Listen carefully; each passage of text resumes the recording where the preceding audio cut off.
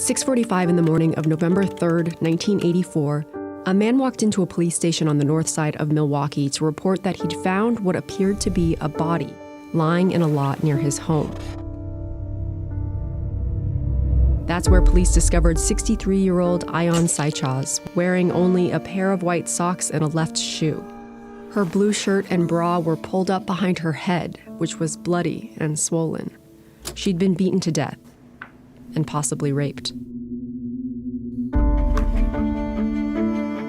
Neighbors described the victim as a nice woman.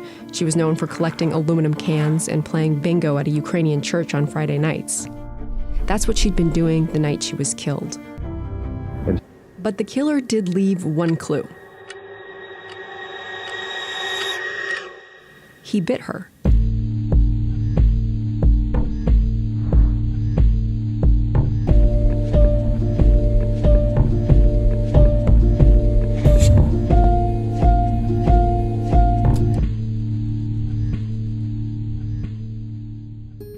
Investigators took 60 photographs of numerous bite marks.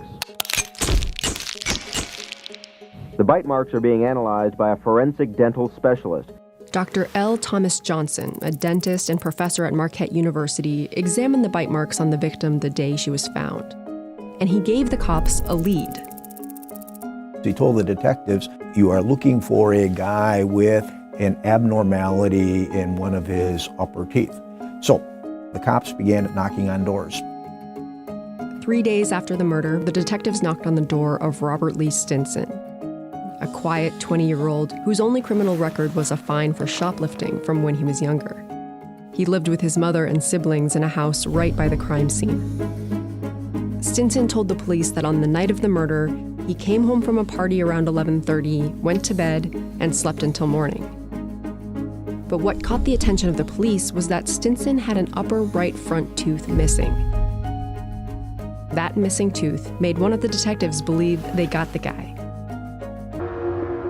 And then Johnson said Stinson's teeth matched a sketch that he and a police artist had made, a sketch of what the suspect's teeth would look like based on the bite marks. Nobody brought the drawing to the hearing, but Johnson said, "It resembles what I see here. Stinson's mouth," he said, "certainly is consistent with what I drew. It is remarkable." And that was enough for the court to order a full dental examination. But if they'd had the sketch in the room, they would have seen that it said the suspect would be missing a lateral incisor. Stinson was missing a central incisor, his right front tooth. But now the dentist was on the record saying that they matched. Forensic odontology had been an established field for decades, but it was only in the 1970s that they decided to go beyond identifying victims by their teeth and started identifying suspects by bite marks. It began with the 1975 case People v. Marks in California. Edgar Marks was accused of murdering his landlady and leaving a bite mark in the cartilage of her nose. The bite mark evidence was deemed admissible, even though the appeals court conceded that there was no established science behind it. So a game of judicial telephone convinced the courts that bite mark identification was an accepted area of science, when in fact, it had never been tested.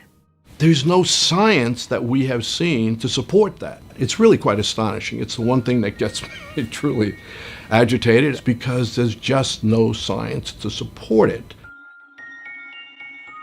During Stinson's trial, Dr. Johnson told the jury that there was no margin for error in this case. After a 3-day trial and less than 2 hours of deliberation, the jury found Stinson guilty of first-degree murder, and he was sentenced to life in prison.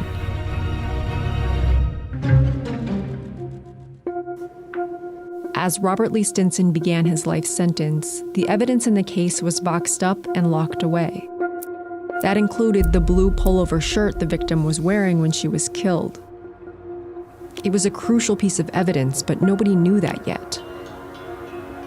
And it would be 24 years before the true killer was found.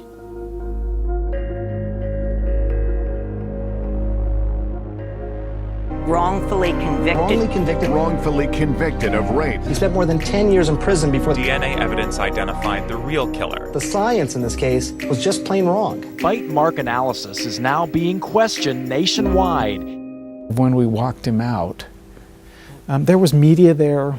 It was an emotional day for Robert Stinson and his entire family. It was very powerful when we saw Robert Lee Stinson walk out of this prison this morning. And we stood outside the prison gates, and they opened up a sliding chain link gate, and it was actually a rather subdued, almost melancholy moment where his sister greeted him with a deep hug.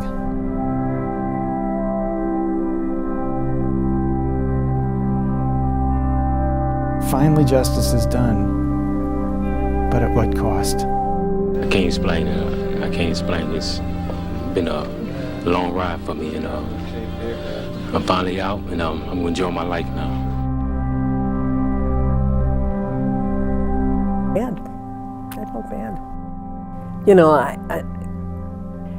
all I can say is, you know, to this case, and I think it's the only wrongful conviction that I know of that I presided over. I'm just grateful we don't have a death penalty.